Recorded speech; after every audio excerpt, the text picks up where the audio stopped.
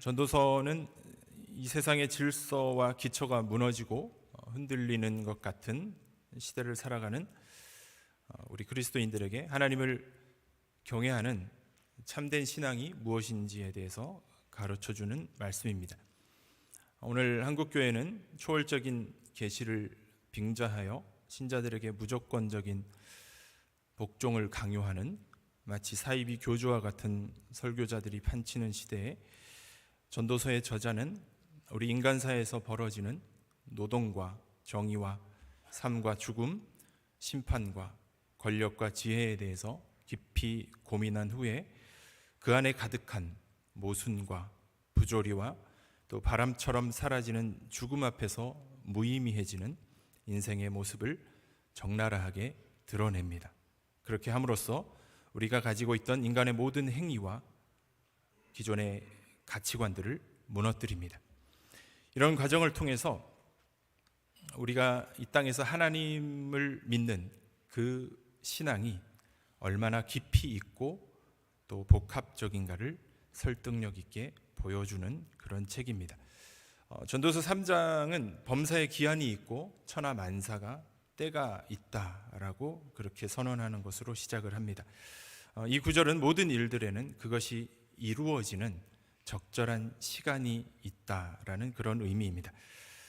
시간을 의미하는 히브리어 단어는 두 종류가 있는데요. 제몬이라는 단어는 헬라어로 번역을 하면 카이로스입니다. 이것은 물리적인 흘러가는 시간을 의미하는 것이 아니라 어떤 지정된 시간, 의미 있는 시간을 말하는 것입니다. 2002년 6월 우리는 그 시대를, 그 순간을 살았던 사람들, 우리 대한민국 국민들에게는 잊을 수 없는 카이로스의 시간이죠. 월드컵이 있었습니다. 굉장히 뜨거운 6월의 함성으로 기억이 되는 한 달입니다.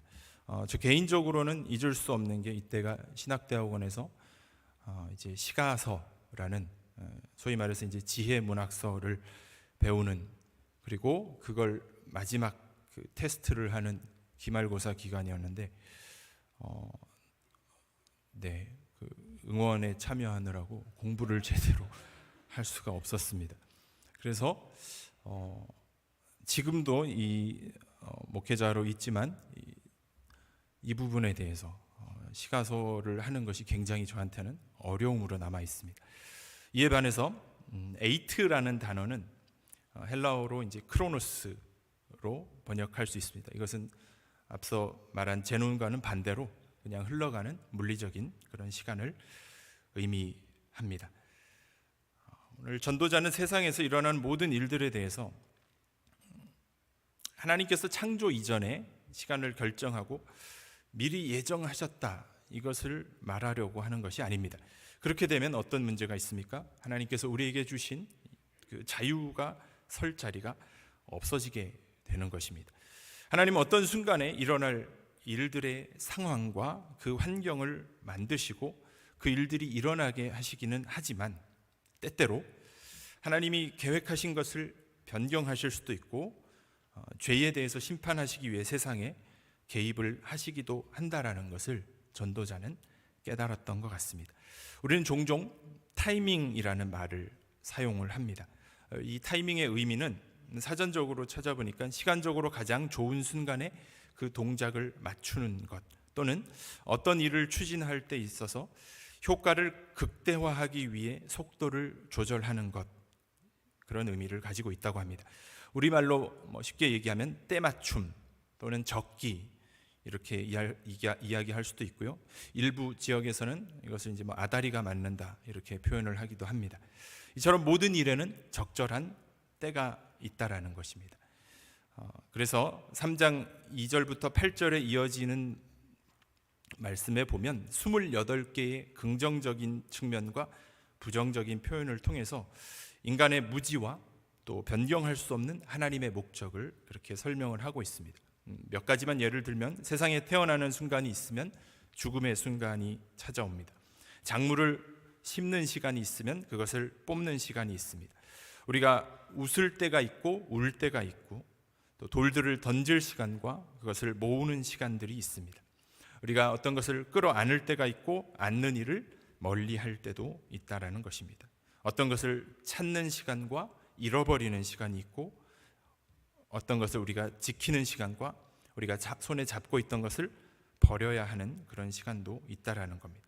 모든 일에 때가 있고 그것이 마치 씨줄과 날줄처럼 조화를 이루어 간다라고 그렇게 전도자는 말을 합니다. 그러다가 9절에 가면 시간에 대한 평가를 하면서 이렇게 언급을 합니다. 일하는 자가 그의 수고로 말미암아 무슨 이익이 있으랴. 시간 이야기를 한참 하다가 왜 갑자기 일하는 자에게 무슨 그것이 이익이 있겠느냐라고 질문을 하는 것일까요? 이 질문의 의미는 개인이 이룩한 업적을 다음 세대에 넘겨주는 그 과정에서 자신이 이룩한 업적은 그것을 이룬 자신에게 어떠한 이익도 발생시키지 못함을 전도자 스스로가 깨달았기 때문입니다. 그렇다고 해서 이 말이 노동이 송두리째 그 의미가 없다, 이것을 부정하는 것은 아니라는 것입니다. 노동은 분명 하나님이 허락하신 가치를 가지고 있고 다른 사람들과의 함께 협력하는 것을 통한 그러한 즐거움이 있습니다. 그럼에도 불구하고 인간의 수고가 무익한 이유는 세상은 하나님의 무수한 계획들 속에서 흘러가고 있고 인간은 그 계획을 알지 못하기 때문이라는 겁니다. 물론 그 속에서 하나님이 주시는 매 순간순간 선물 같은 기쁨이 존재하기도 합니다. 그러나 하나님이 궁극적으로 하시고자 하는 일을 인간은 막을 수 없다라는 것입니다. 결국 우리는 영원이라는 그 관점에서 인생은 하나님께서 일해 가시는 그 일하심을 지켜볼 수밖에 없고 그 속에서 우리 인생의 의미와 노동의 참된 가치를 파악해야만 한다라는 것입니다.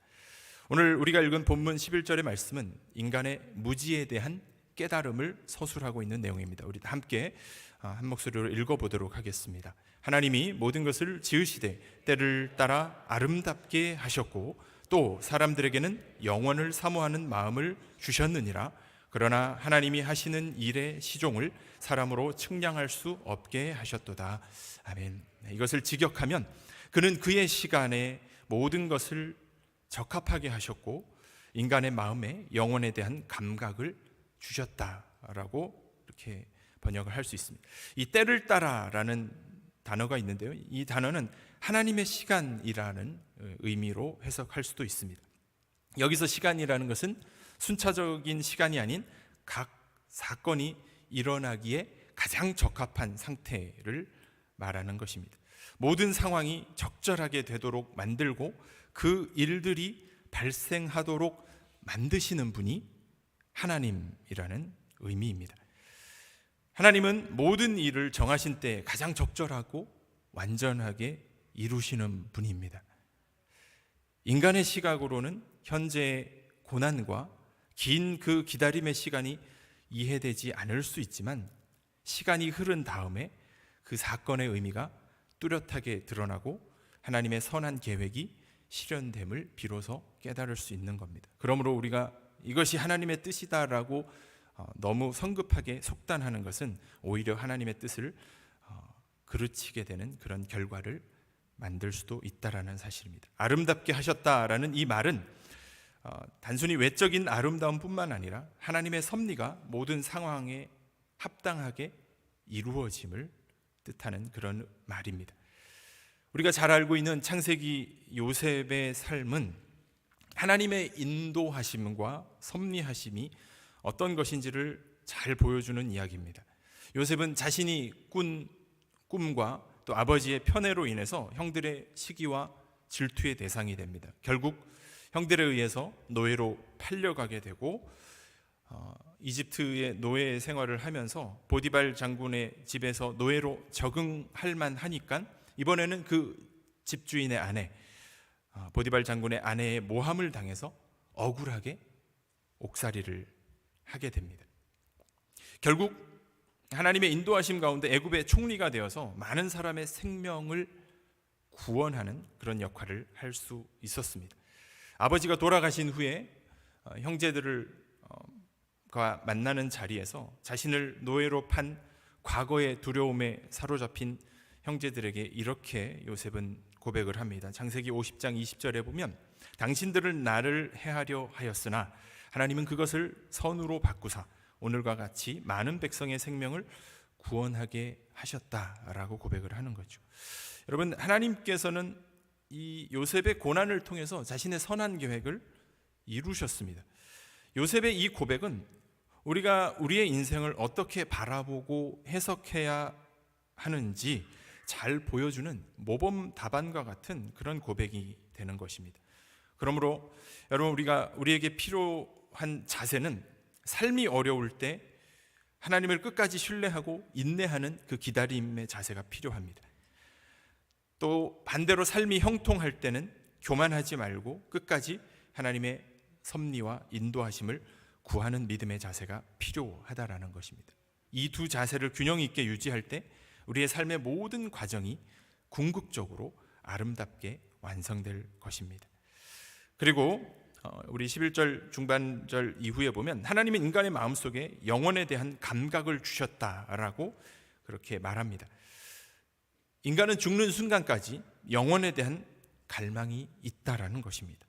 왜 그렇습니까? 사람에게 영원한 마음을 사모하는 마음을 주신 이유는 사람이라는 존재는 결코 순간적인 만족을 추구하는 존재가 아니라 더 깊고 영원한 것을 갈망하도록 그렇게 창조되었음을 의미하는 것입니다. 이 영원이라는 개념은 시간과 공간을 초월하는 개념이죠. 하나님은 영원이라는 개념을 통해서 하나님 자신의 존재와 그분의 계획을 나타내십니다. 영혼의 관점에서 우리 자신의 삶을 돌아보고 하나님과의 그 관계 속에서만 진정한 나를 발견할 수가 있고 삶의 참된 의미를 찾을 수 있다라는 것이죠. 인간이 본능적으로 삶의 목적과 궁극적인 의미를 찾고자 하는 것은 하나님께서 우리 사람들의 마음속에 심어주신 이러한 영혼에 대한 갈망 때문입니다. 이 갈망이 우리가 하나님을 찾도록 이끄는 원동력이 되는 것입니다. 그러므로 우리는 이 세상을 살아가면서 우리 자신의 한계를 인정하고 영원한 것을 바라보는 삶의 태도를 가져야만 하는 것이죠. 순간적인 만족이나 일시적인 세상적 성공에 집착하는 것이 아니라 하나님께서 주신 그 사명과 가치 있는 삶을 추구할 때 비로소 진정한 삶의 의미를 발견하게 되는 것입니다. 또한 오늘 본문은 인간의 한계를 인정하게 만듭니다. 뒷부분에 보면 그러나 하나님이 하시는 일의 시종을 사람으로 측량할 수 없게 하셨도다라고 기록을 하고 있습니다. 유한한 인간은 전능하신 하나님의 계획과 그분의 섭리를 온전히 이해할 수 없습니다. 하나님만이 시간의 처음과 끝을 모두 알고 계시고 온 우주를 다스리시고 전체적인 그림을 그리시는 분이기 때문입니다. 반면 인간은 어떻습니까? 제한된 시각으로 자신이 처한 상황을 보고 판단할 뿐입니다. 또 다른 지혜 문학서 중에 하나인 욥기에 보면 욥은 이유를 알 수 없는 고난을 당하게 됩니다. 그 고난 가운데서 신적인 지혜를 찾고자 했지만 찾지 못했습니다. 우주와 피조물을 운영하는 그 지혜를 가지고 싶었지만 결코 소유할 수 없었지요. 결국 하나님의 주권을 인정하고 그분의 지혜와 사랑을 깨닫게 됩니다. 욥의 마지막 고백이 무엇입니까? 욥기 42장 5절과 6절 말씀해 보면 내가 주께 대하여 귀로 듣기만 하였사오나 이제는 눈으로 주를 배움나이다. 그러므로 내가 스스로 거두어드리고 티끌과 제 가운데서 회개하나이다. 여러분, 욥이 어떤 친구들과 그 세 친구들과의 대화에서 어떤 반응을 보였습니까? 자신의 태어난 날을 저주할 만큼 이유를 알 수 없는 고난과 그 재난 가운데 답을 찾으려 했지만 결코 해답을 찾을 수 없었습니다. 그리고 긴 고민 끝에 내린 결론이 무엇입니까? 하나님에 대해서 자신이 잘 몰랐다. 그 무지함과 하나님에 대해서 교만했던 자신의 태도를 회개한 것입니다. 이 욥의 이야기야말로 인간의 한계와 하나님의 주권이 어떤 것인지를 우리에게 잘 보여주는 그런 말씀인 것입니다. 전도자는 시간에 대해서 고민한 끝에 첫 번째 깨달음을 우리에게 진술하고 있습니다. 12절과 13절 말씀 우리 함께 읽어보도록 하겠습니다.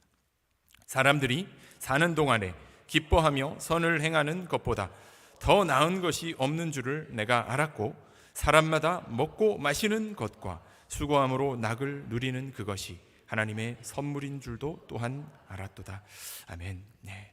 여러분, 이 즐거움은 하나님의 전적인 의지에 달려 있기 때문에 하나님과 관계없이는 결코 우리가 삶에서 즐거움을 누릴 수 없다라는 것을 말하는 것입니다.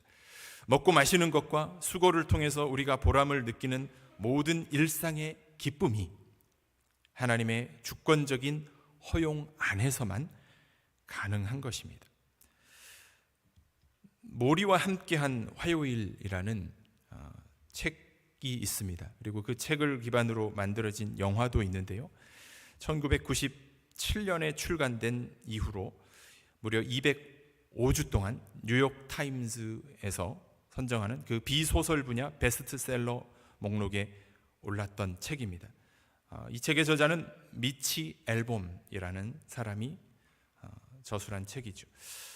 주인공은 브랜다이스 대학교에서 사회학과 교수로 학생들을 가르쳤던 모리 슈워츠 교수이고, 그의 제자였던 이 책의 저자이기도 한 미치 앨범이 화요일에만 14번의 만남을 기록한 그런 내용입니다. 저자인 미치 앨범이 대학교를 졸업한 후에 우연히 TV쇼에서 스승의 모습을 보고 16년 만에 모리 교수를 만나러 갔을 때, 당시에 78세로 모리 교수는 근육이 수축되는 우리가 흔히 말하는 루게릭병으로 죽음을 앞에 두고 있는 상태였습니다. 그런 자신을 안타깝게 바라보는 제자를 향해서 이 모리 교수는 자신은 오히려 행운아라고 그렇게 이야기를 합니다. 왜냐하면 모두가 다 자신처럼 사랑하는 사람들과 충분히 작별할 시간을 갖는 것은 아니기 때문이다라고 그렇게 그 이유를 설명합니다. 실제로 이 모리 교수는 사랑하는 가족과 친구들을 불러서 미리 장례식을 하기도 하고, 자신이 하고 싶은 말, 들려주고 싶은 말들을 사람들에게 하기도 합니다. 모리 교수는 죽음을 앞둔 상황에서도 주어진 삶을 어떻게 살아야 되는지 그 모습을 보여주었습니다. 여러 말들이 있지만 인상적이었던 것은 제자가 이제 마지막 수업을 하려고 한다라는 스승의 말에서, 그러면 죽음에 대해서 가르쳐 주실 겁니까? 라고 하니까 스승은 단호하게 죽음이 아닌 삶에 대해서 이제부터 알려줄 것이다 라고 이야기를 합니다. 그리고 이어지는 말을, 네가 어떻게 죽을지를 알면 어떻게 살아야 할지도 알게 된다라는 의미심장한 말을 하죠. 이 말은 제자인 앨범의 삶을 바꿨습니다. 그래서 미치 앨범은 자신만을 위한 삶을 살아가다가 다른 사람들을 위한 삶을 살기로 결단하고 수많은 자선단체를 설립하고 운영하고 있는 상태입니다. 이 전도자의 두 번째 깨달음은 하나님이 하시는 일의 특성을 알게 되었습니다. 14절과 15절 말씀 함께 읽어보도록 하겠습니다.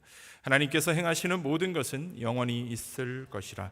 그 위에 더할 수도 없고 그것에서 덜할 수도 없나니 하나님이 이같이 행하심은 사람들이 그의 앞에서 경외하게 하려 하심인 줄을 내가 알았도다.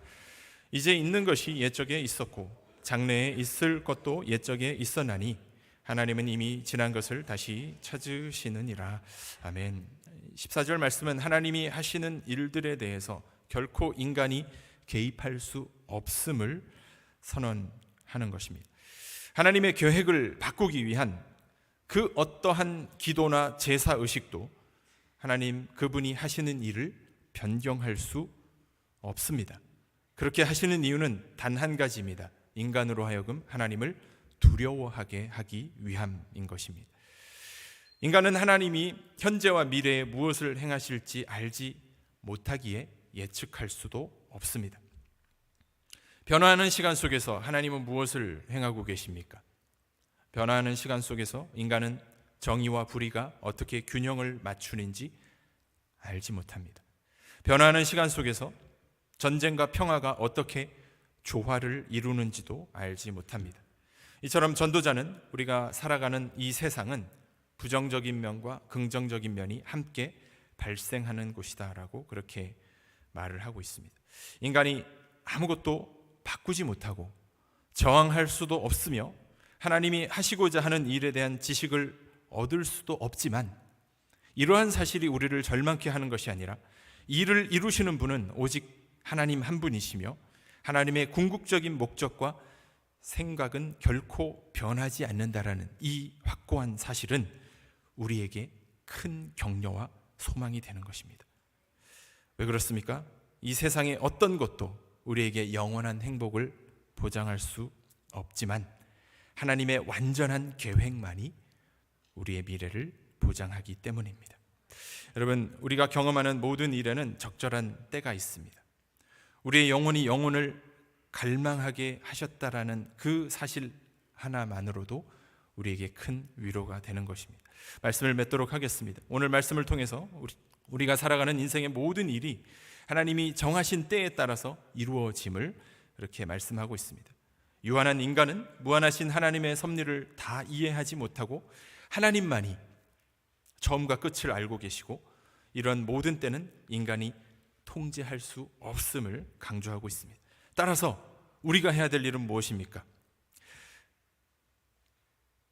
앞으로 오지도 않은 미래를 내가 알기 위해서 애쓰거나 그 미래를 내 손 아래에 놓고 통제하려고 하는 것이 아니라 그저 하나님이 허락하신 오늘 하루를 감사하며 충실하게 살아가야 한다는 것입니다. 인간에게 하나님이 하시는 일에 대한 지식이 없음에도 인간에게는 영원에 대한 감각을 주셨다라고 말합니다. 여러분, 이러한 영원을 소망하며 살아가시기를 바라고 하나님께서 허락하신 오늘 하루를 감사하며 살아가시기를 바랍니다. 또한 우리 일상의 삶에서 옆에 있는 사람들과 함께 어울려 살아가면서 하나님이 허락하시는 그 기쁨을 누리며 살아가시는 저와 여러분들이 되시기를 간절히 소망합니다. 기도하겠습니다. 하나님, 우리의 모든 관점과 우리의 판단의 기준이 영원의 관점에서 인생을 바라보며 살게 하시고 주님이 허락하신 오늘 하루를 감사하며 기쁨을 누리며 살아가도록 저희들의 삶을 인도하여 주시옵소서. 감사드리며 예수님의 이름으로 기도하였습니다. 아멘.